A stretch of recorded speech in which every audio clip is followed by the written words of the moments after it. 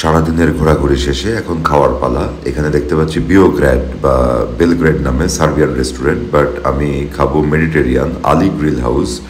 এটি একটি Mediterranean restaurant এবং আজকে অস্ট্রিয়ার রাজধানী ভিয়েনাতে ট্রাই করব যে মেডিটেরিয়ান খাবার কীরকম। তো আমি চলে আসলাম আলি গ্রিল হাউসে, তাদের মেনু নিলাম এবং তাদের পপুলার ডিশগুলোর মধ্যে বেছে নিলাম দুইটি স্পেশাল ডিশ। দেখুন, অনেক চমৎকার করে সাজিয়েছে, বেশ পশ একটি রেস্টুরেন্ট।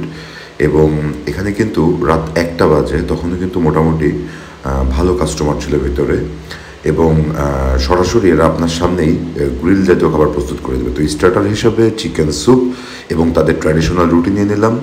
আরও এখানে প্রস্তুত হচ্ছে আমাদের অর্ডার করা বাকি খাবারগুলো। তো এটা হচ্ছে আলি নাজিক খাবারটা বেশ টেস্টি ছিল মাশাল্লাহ। এবং এটা হচ্ছে বিয়েতে সারমা, এটাও এদের রেস্টুরেন্টের বেশ পপুলার একটি ডিশ।